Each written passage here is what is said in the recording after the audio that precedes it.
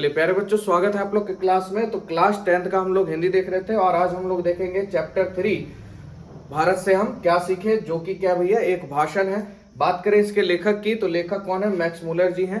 भारत से हम क्या सीखे के लेखक कौन है? मैक्स मुलर जी हैं। इनके जन्म की बात करें तो 6 दिसंबर 1823 ईस्वी में जर्मनी के डेसाउ में हुआ था। इनका जन्म कब हुआ था? 6 दिसंबर 1823 ईस्वी जर्मनी के डेसाउ में हुआ था।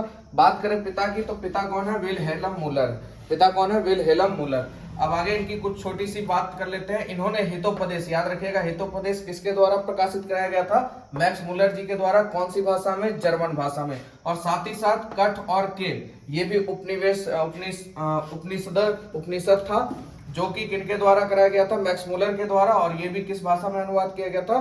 तो जर्मन भाषा में। साथ ही साथ मेघदूत, ये पदानुवाद है, ये भी जर्मन भाषा में अनुवाद कराया था। किसने? मैक्स मुलर जी ने। याद रखिएगा, हितोपदेश मैक्स मुलर जी ने, कट और केन मैक्स मुलर जी ने, और उसके बाद मेघदूत भी कराया था मैक्स मुलर जी ने। और तीनों का अनुवाद किस भाषा में हुआ था? तो जर्मन भाषा में हुआ था।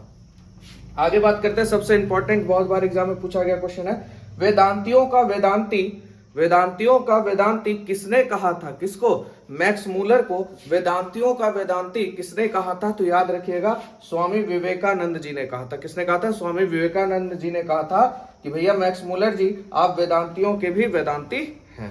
चलिए अगला पॉइंट देख लेते हैं। अब बात करते हैं निधन की। तो निधन 28 अक्टूबर सन 1900 में हुआ था। उनका निधन कब हुआ था? 28 अक्टूबर 1900 ईस्वी में।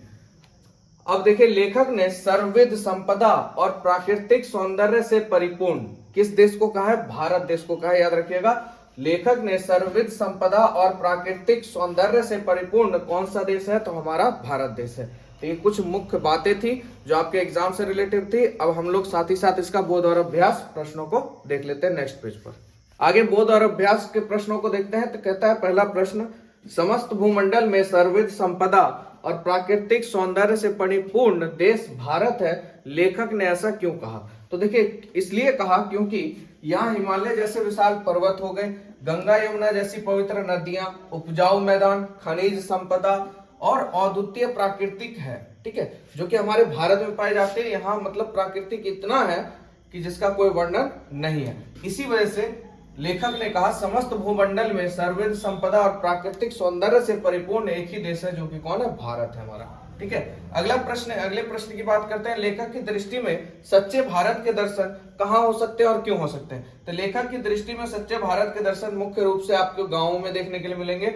गाँव में हो सकते हैं, क्योंकि, अब क्यों बोला है तो क्योंकि भी आएगा, क्योंकि गाँव में ही प्राकृतिक और प्राचीन, प्राकृतिक यानी पुराने, प्राकृतिक जो हमारा है, और प्राचीन यानी पुराने रीति रिवाज कहिए या प्राचीन रीति रिवाज, भाषा हो गई, रहन सहन के तौर तरीके हैं, ये सब आपको गांव में देखने के लिए मिलेंगे, ना कि शहर में।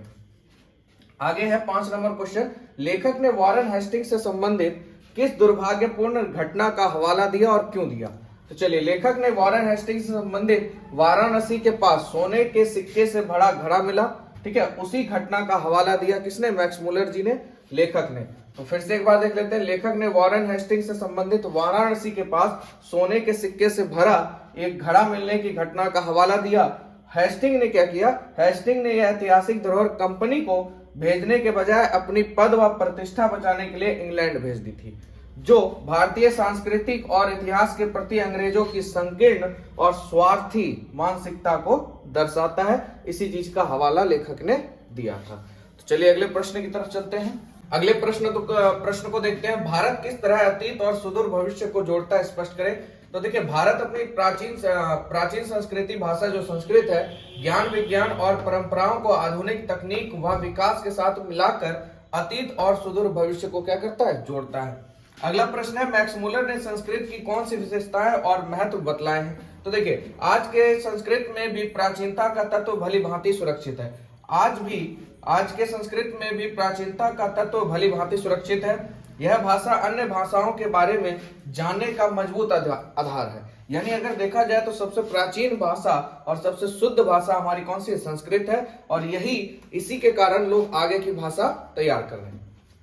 इसके महत्व के पक्ष में कहा है, यह विश्व की अन्य भाषाओं की अग्रज है। यानी सबसे आगे हमारी संस्कृत भाषा है। सबका पिता यहीं से शुरू, मतलब पिता यही है, वहां के बाद से आगे शुरू हुआ है। जिसका गुण विश्व के प्रसिद्ध भाषाओं में देखा जाता है। इसका गुण विश्व के प्रसिद्ध भाषाओं में देखा जाता है, किसका? संस्कृत का। आगे बात करते हैं सबसे इंपॉर्टेंट प्रश्न, लेखक ने नया सिकंदर किसे कहा है? ऐसा कहना क्या उचित है? लेखक का अभिप्राय स्पष्ट करें। लेखक ने सर विलियम जोनस को नया सिकंदर कहा है। यह उपमा उनके साहसी, संघर्षपूर्ण और ज्ञान के क्षेत्र में विजय प्राप्त करने वाले जीवतापूर्ण के कारण दी गई है।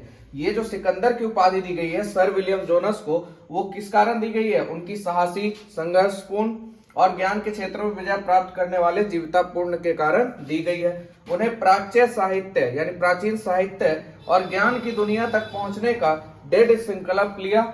उन्होंने क्या किया भैया? प्राचीन इतिहास या प्राच्य इतिहास और ज्ञान की दुनिया तक पहुंचने का दृढ़ संकल्प लिया, जो उनकी सौप्रदर्शी दृष्टिकोण को दर्शाता है। तो चलिए, ये हो गया चैप्टर आप लोग का खत्म। वीडियो अच्छा लगा हो तो चैनल को लाइक कीजिएगा, सब्सक्राइब कीजिएगा और दोस्तों में जरूर शेयर करिएगा। मिलते हैं आप लोग से नेक्स्ट वीडियो में। जय हिंद, जय भारत।